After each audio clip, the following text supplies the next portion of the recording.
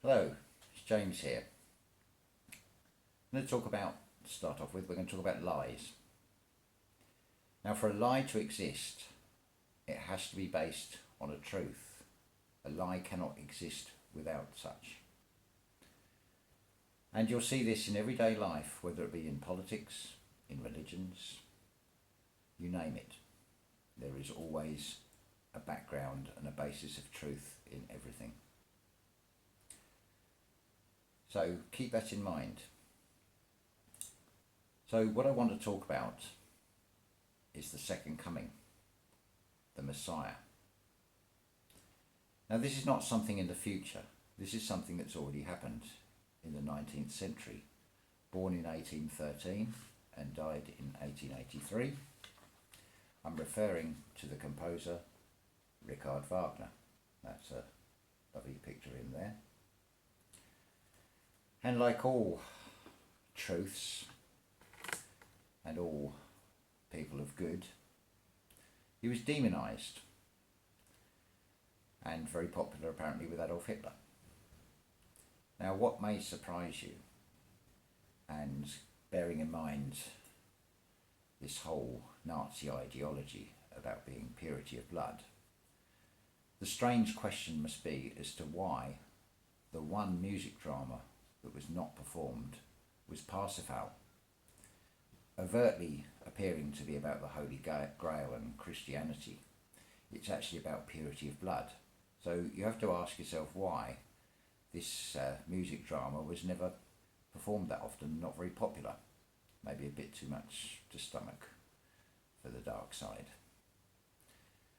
But what I want to talk about is in some ways Wagner's main work, which is Der Ring der Nibelung, which is 4 music dramas which forms a cohesive story over 4 evenings, still performed in Bayreuth Music Festival and various other opera houses around the world to this day, since it was written in 1876, and it is as relevant today as it's always been because of its powerful underlying message.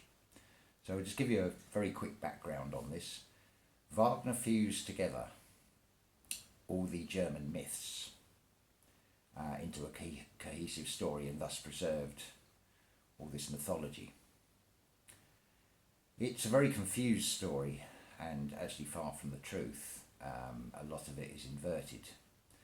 But the actual story, the overwhelming story, is still there. The truth is still within it. It starts off in Das Rheingold on the prelude evening, with gold being in the Rhine as a symbol of beauty and a symbol of nature. It is guarded by the Rhine maidens, and then along comes the dwarf from the underworld called Alberic. Rather foolishly, these Rhine maidens tell Alberic that anybody who can renounce love and can fashion this gold into a magic ring will have awesome power. And so he does, much to their shock and horror, and he steals this gold. Perhaps this has a very familiar ring to what's happening in this world and what's happened in this world when you consider about monatomic gold and how wonderful that can actually be if it's used in the right way. This is why our monetary system is based on the gold standard. I mean, if you think about it, why on earth would gold have such a value when it's not something you can eat or drink? So I digress. So we have, within this Ring of the Nibelung, we have this story of dwarfs from the underworld, of giants on the earth, of humans and gods in Valhalla, which is allegedly in the sky. There have been people who've there are people who have devoted their entire lives to studying the ring. It has what is known as leitmotifs. They are pieces of music that represent characters, objects and actions. And in some ways that is the natural language without words. It's very cleverly fused together. and it's definitely worth having a look on YouTube. And a guy called Derek Cook did a breakdown of the ring. For example, there are 9 motives at the start of Siegfried, Act 3. It has the spear motive, or part of it, which represents Wotan, otherwise known as Odin, ruler of the gods. Now, Wotan is the opposite, the light side, as it were, of Alberic. He has Valhalla built by these giants, but to pay for it, he offers the goddess of love, which gives the gods their immortality, because she tends to the golden apples from the tree.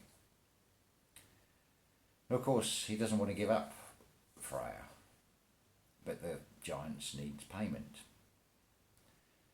So very cleverly, with the aid of Loki, they trick Alberic and steal the ring from him, as well as the treasure hoard that Alberic has got the other dwarves that he now has power over in the underworld, who are extracting gold and minerals from the earth. Again, I think you'll see the parallel to what has been happening throughout the centuries through his story that we are given. So they managed to get this ring. Meanwhile, Wotan is warned by Mother Earth that the end of the gods is near. So Loki is sent out around the world to find something of equal value to Freya, to which he cannot. The 2 giants, who are 2 brothers, demand payment for Valhalla. And so 2 spears are put in place, and this treasure hoard is stacked up to block out the view of Freya. But one of the giants, Fasolt, says, I can still see the beautiful eye of Freya. There needs to be something else to cover the small gap. And they spot the ring on Wotan's finger. Wotan does not want to give this up, but he is forced to, because he doesn't want to give up his immortality either. And so this ring plugs the gap. Alberic, in the meantime, had put a curse on this ring, that anybody who has this ring will have nothing but bad luck. And sure enough, the curse takes full effect. The one giant kills his own brother, and the curse takes full effect. In the meantime, the gods go into Valhalla. The Rhine maidens call up, lamenting their loss of this symbol of nature. The gods, in their arrogance, carry on. A very telling line is when Loki says, they hasten to their doom, but I'll go with them and watch what happens. He is the god of fire. So through a series of complicated fusions of this history, of this mythology, Wotan comes up with his various schemes and plans. He will have a hero, to which his wife Fricka tells him that no matter what he does, they're still under his influence. Until Siegfried comes along, who is this hero without fear, who is acting totally independent of Wotan. Unfortunately, in the meantime, Alberic has had a son, who is deceptive, and after Siegfried meets him, he drugs his drink, so he falls in love with the wrong one. And through a series of schemes and manipulations, things just go horribly wrong from there on. It does end up with Valhalla burning and on fire. And eventually the gold is returned to the Rhine maidens. The redemption through love. And this is the storyline that Wagner was putting across. And if you look at the other music dramas of Wagner, Tristan and Isolde is one of love. Tannhäuser is also about love. This is why I say he was the Messiah, the second coming. There is another one to come. Maybe not what people are expecting, but there is another one to come. And no, it is not me. Yes, I've got the long hair and the beard, but that's just the Christian interpretation of it. And let's clarify what religion is. A lot of these words in English are what is called Phoenician phonetics. This is why you have a soul and soles on your feet. And religion is basically the relay. You relay the lie of the jinn, another name for a demon. And that is what is going on.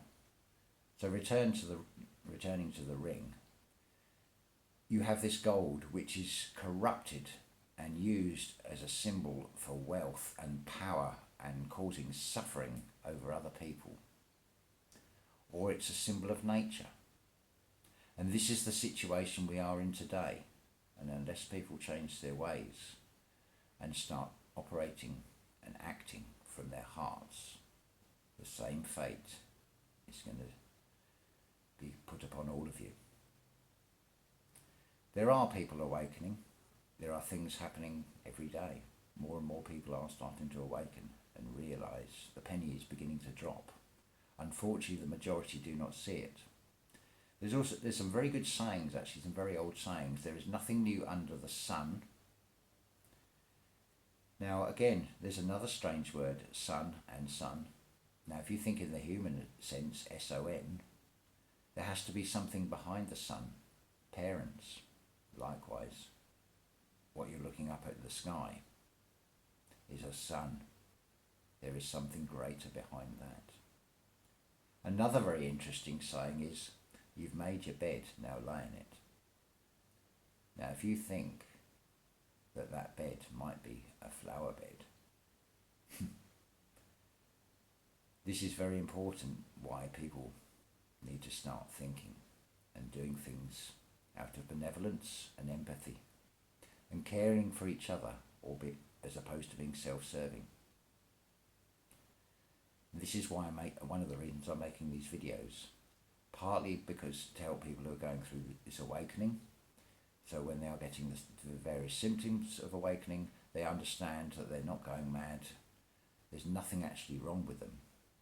It is just your DNA changing, and you are going through a process. I can honestly say 100% of the people I've spoken to and the comments I've seen in various groups about spiritual awakening, you have all gone through some horrific experiences in your life.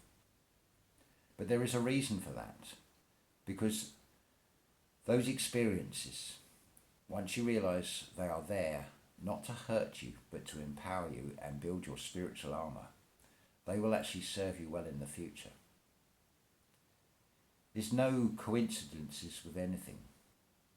What you look like today, your name today, the meaning behind it, you'll find in every one of your past lives, you pretty much look the same as you do today, since your soul first came into a body, most likely in Atlantis or Sumer. And your name as well is not coincidental. If you look up the meaning, you will often find that it does mean something important. If you're drawn to an ancient civilization, that is your soul talking to you, telling you that, or recognizing that that's where you came from, and that's why you have that interest in that particular thing. So if you're a healer or a psychic, you'll probably find in past lives you have done exactly the same things. Remember that saying that you keep doing the same things over and over until you get it right? Well, I can assure you, those of you that were in Atlantis, you did all agree to come back when the time is right, and you've gone through all these lifetimes ever since. learning, making mistakes, because that's where we learn greatest, by making mistakes. And it will serve you well in the next coming months, I can assure you of that. So stay strong, stay in the light. People often wonder what that means. Think of it this way: if you are in the light, darkness will always hide in the shadows.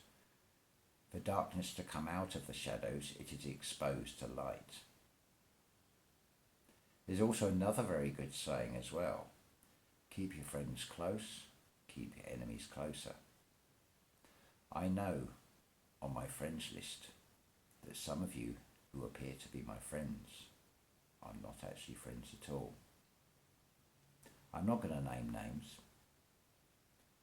but I can assure you I do know who you are. And I'm quite happy to play along with a little game, because ultimately it's not going to work, because you're dealing with a higher power than you even realise. Darkness is no match for light, so just be warned. Anyway, to the rest of you on the side of light, stay in the light. Be aware that darkness knows it is on the run now, and it will get even more deceptive and more tricky than it has ever done. So be on your guard. Watch all the signs. Look all around you, question everything.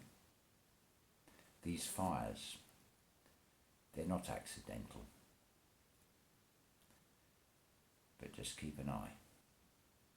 You will get through this, I can assure you, if you stay in the light and you're pure in heart and you're willing to help other people and the planet itself. You will get through this. There's no doom and gloom to come. There is a beautiful future ahead, as long as you choose to take the right path. Thank you.